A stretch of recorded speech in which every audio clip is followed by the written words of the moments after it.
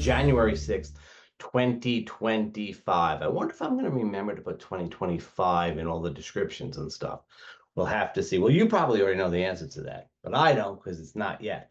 Listen, as this week begins, don't believe anybody. Don't even believe yourself. I mean, you can believe me, of course. I wouldn't lie to you. But don't take things too seriously. Mercury, at the very end of Sagittarius, is squaring Neptune. And whenever Mercury and Neptune get together, the truth gets a little pliable. And especially in a belief-oriented sign like Sagittarius, where Mercury kind of goes with like a good story or the belief system, or, this is what we believe type of thing. And of course, Neptune in Pisces, just ready to generate more possibilities. It's a wonderful, creative, playful, fun energy. Should be good for meditation and things along those lines. It is good to take a nice meandering drive. It is good for all kinds of things that have nothing to do with practicality. You also don't want to take things too seriously. That's the thing about this. And it's hard not to take things seriously, I'll grant you. At the collective level, the weekend here, the 4th, the 5th, if you're watching early, up until the 6th, and I'm going to drag it out to the 7th. This sort of unrealistic but potentially fun energy is going to be quite strong. We have the moon in Pisces, which is already sort of stirring up the whole situation as the weekend begins. And on Monday itself, we have the Aries first quarter moon, which would bring us a great deal of energy, a great deal of excitement, probably some potential to tap into that Mars-Pluto aspect that was just so very awful last week. All right, so we begin the week with this Mercury-Neptune thing. High energy, low practicality. Just kind of keep that in mind. Mercury goes into Capricorn after squaring Neptune. Mercury goes into Capricorn, where a little bit more down-to-earth approach is, part of the picture. Of course, Mercury will be stirring up all those Capricorn energies. Capricorn is still a little smarting from Pluto having been through the sign. So we'll have to see how that goes. Also on Monday, Mars retrogrades back into Cancer, hits that 2959 degree of Cancer.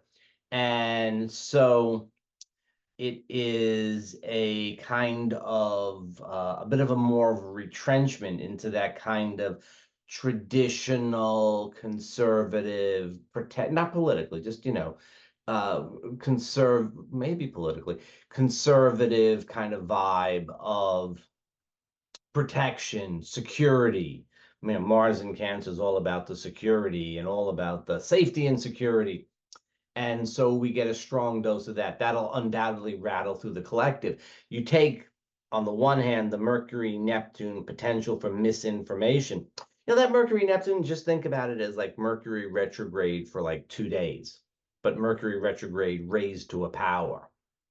It's really, really not a good time for any practical decisions. It is not a good time for electronics. Don't sign contracts, make agreements, and things like that. Just not good for that. And then we have this Mars going back into Cancer. So at the collective level, misinformation, and watch out for your tweets and your texts and stuff like that. You're liable to send the wrong message someplace or something like that. Communication, transportation, snarls, all those Mercury retrograde types of things. But the information is liable to be a little bit shkiat. And then we have this Mars at the very last degree of Cancer vibe retrograding. Again, it's this retrenchment. So at the collective level, we're liable to see that something that is not quite true generates a very big reaction. Mars is also going to be going over this week, really quite soon this week, is going to be retrograding over the point of his opposition to Pluto back on November 4th, which will again resonate with his opposition to Pluto when he was in Leo just last week, just last Friday, the 3rd. So this Mars Pluto tension energy, which is quite explosive and implosive and problematic, is going to continue to rattle through. We'll see it mostly in the collective. If you had some issues right around the very, very beginning of November, that first weekend in November, and you have the wherewithal to remember what they were, you might get a bit of a revisit to those. But, then again, that might not happen. It is, again, the first quarter moon, so it's very active. We have this Mars energy, this Mars Pluto energy is being activated by resonance. So this is a potentially rough start to the week if you're trying to get things done if you're trying to get things done. And so it's not a bad time to sort of step back, just take care of business as usual. Watch out for people who are still hot under the collar. Last week wasn't enough. It's almost going to be an entire week from Wednesday to Wednesday of folks getting a little bit bent out of shape. You're not going to, not you, but other people are going to, and you want to kind of watch out for it. Again, people get misinformation and they fly off the handle. Okay. Now, the energy just sort of builds through the week. We're heading towards that full moon next Monday, the 13th, which is quite a thing. And we'll get there towards the weekend. But we have, the moon's going to go through Taurus, which is nice. This is going to be at midweek, get into Gemini, which should be kind of workable.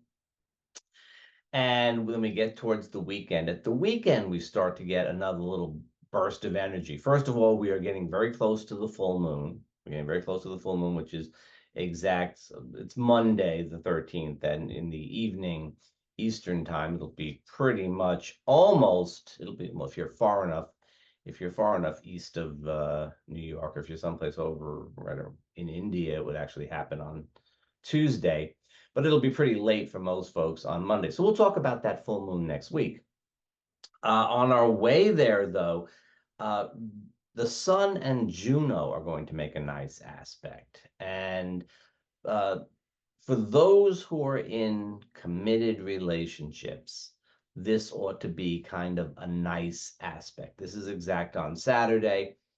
For those who feel that, we need to go someplace else with things, we've got to go to the next level or something along those lines, this is an aspect that sort of supports that. For the rest of us, it's just, it's just a thing. Mars will make a nice trine to Neptune also on the weekend. And Mars-Neptune aspect, although Mars is retrograde in Cancer, that protective kind of aspect is still there.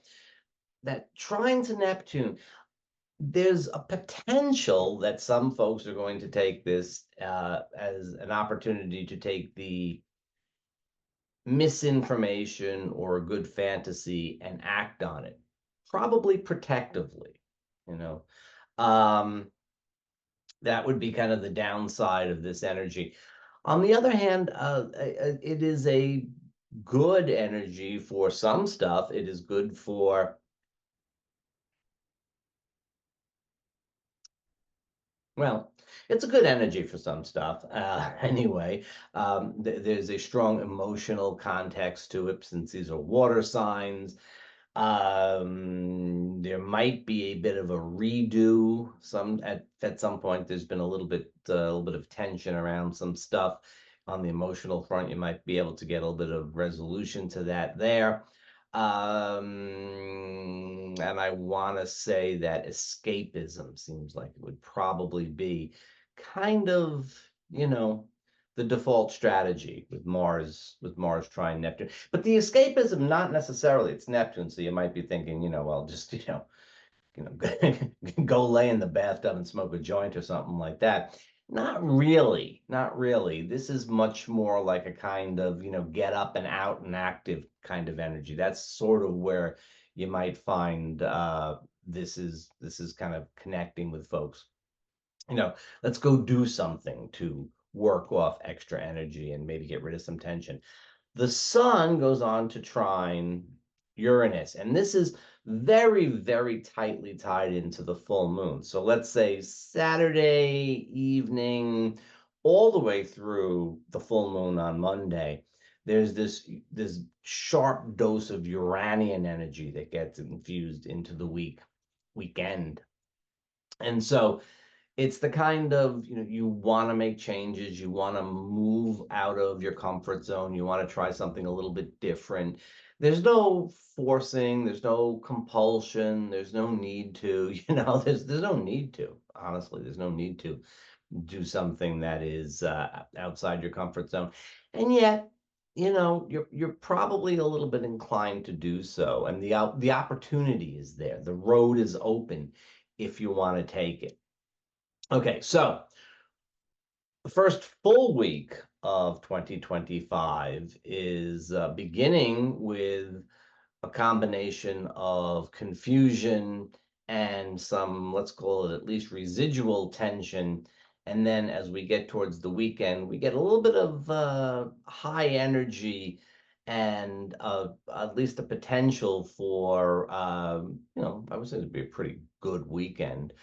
I would take advantage of Friday and yes, Saturday. You want to catch that Gemini moon that's almost full, right? That's probably going to feel better than the actual full moon in Cancer, which is going to be pretty close to retrograde Mars. That's for next week. That's for next week. But you probably, this is probably a pretty nice weekend.